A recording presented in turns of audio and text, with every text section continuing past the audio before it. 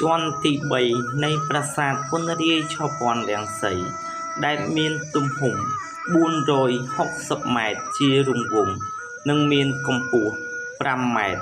ដែលចង់មករៀបរាប់នឹងការប្រមូលផ្ដុំរូបសំណាកតំណាងឲ្យខេត្តក្រុងទាំង25នៃព្រះរាជាណាចក្រកម្ពុជាអរដ្ឋានិមន្តយាងលោកមកគង់ប្រថាប់នៅទីស្ថានជាន់ទី3នៃប្រាសាទពន្ធរាយឆព័ន្ធរាំងសីនិងយករូបសំណាកតំណាងឲ្យទាំង25ខេត្តក្រុងថែមទាំងផែនទីទាំង25ខេត្តក្រុងយកមកឆ្លាក់ចារនៅជុំវិញតួប៉មនៃប្រាសាទទាំងអស់ដើម្បីឲ្យកូនខ្មែរបច្ចុប្បន្នលោកបានដឹងឬយល់ច្បាស់ថាខេត្តណាជាខេត្តរបស់លោកដែលមានតំណាងដោយរូបសំណាកអ្វីក៏ចង់ធ្វើការថែរក្សាដង្កល់ឲ្យកូនខ្មែរជំនាន់ក្រោយបានថែរក្សានិងអភិរក្សនៅខាងក្នុងសាលនោះទៀតសោតក៏យើងមានដង្កល់ផែនទីនៃព្រះរាជាណាចក្រកម្ពុជាដែលបច្ចុប្បន្នមានការទទួលស្គាល់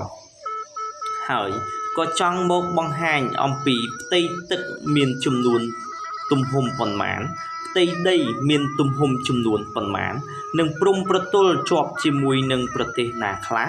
ដើម្បីដង្កល់ទុកឲ្យកូនខ្មែរជំនាន់ក្រោយថែរក្សាការពារនិងអភិរក្សទៅថ្ងៃខាងមុខនៅខាងក្នុងតួប៉មនៃប្រាសាទនោះដែរក៏យើងមានទីស្ថានដង្កល់ទាំង25ខេត្តក្រុងជាផែនទីតំណាងឲ្យខេត្តនីមួយៗនៅខាងក្នុងនោះក៏យើងមានធ្វើជាបន្ទប់សារមន្ទីរដង្កល់ផែនទីនៃខេត្តនីមួយៗឧទាហរណ៍ដូចជាខេត្តឧត្តរមានជ័យមានទំហំផ្ទៃដីចំនួនប៉ុន្មានមានភូមិស្រុកឃុំខណ្ឌចំនួនប៉ុន្មានព្រំប្រទល់ជាប់ជាមួយនឹងខេត្តណាខ្លះនៅខាងក្នុងសាលជាន់ទី3នៃប្រាសាទពន្ធរាយឆព័ន្ធរាំងសីក៏មានទីស្ថានដែលគោរពបូជាដង្កល់នៅខាងក្នុងនោះដែលមានទំហំ300ម៉ែត្រជារង្វង់និងមានដង្កល់រូបសំណាកលោកតារាជឈរគង់ប្រថាប់បែរភ័ក្ត្រទៅទិសទាំង4ដើម្បីប្រោះព្រំនិងការពារបូរណភាពដែនដីអព្យាក្រឹតភាពនៃព្រះរាជាណាចក្រកម្ពុជា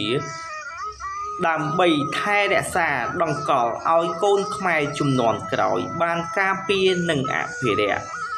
នៅជុំវិញតួប៉មនៃរូបសំណាកប្រាសាទលោកតារាជក៏យើងមានទីស្ថានដែលតំណាងឲ្យ25ខេត្តក្រុងដោយមានការរៀបចំរយៈពេល1ឆ្នាំម្ដងដើម្បី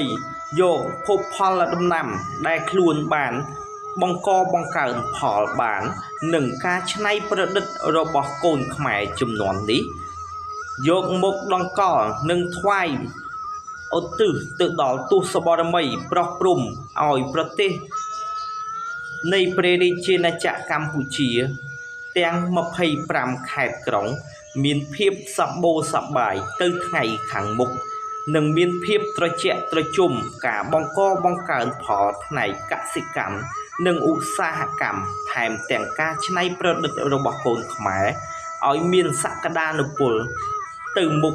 កាន់តែខ្លាំងទៀតនិងការចាត់ចែងគូសវាសរបស់ប្រមុខថ្នាក់ដឹកនាំជាពិសេសដោយជ្រកក្រមលុបព្រះករុណាព្រះបាទសម្ដេចព្រះបរមនាថនរោត្តមសីហមុនីព្រះមហាក្សត្រនៃព្រះរាជាណាចក្រកម្ពុជានិងក្រោមការគូសវាសចង្អុលបង្ហាញរបស់សម្ដេចអគ្គមហាសេនាបតីតេជោហ៊ុនសែនអតីតនាយករដ្ឋមន្ត្រីនៃព្រះរាជាណាចក្រកម្ពុជាអមជាមួយនឹងសម្ដេច បវរធិបតីហ៊ុនម៉ាណែតនាយករដ្ឋមន្ត្រីនៃព្រះរាជាណាចក្រកម្ពុជាបច្ចុប្បន្ននេះដែលលោកបានខំថែរក្សាការពារសុខសន្តិភាពបូរណភាពដែនដីដើម្បីប្រទេសរួបរួមគ្នា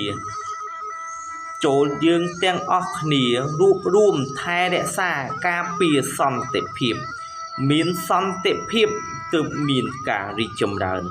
មានសន្តិភាពទើបមានការអភិវឌ្ឍចូលយើងរួបរួមគ្នាជាធ្លុងមួយការពារថែរក្សាសន្តិភាពថែរក្សាបូរណភាពដែនដីដើម្បីមហាអាណាចក្រខ្មែរទៅថ្ងៃខាងមុខ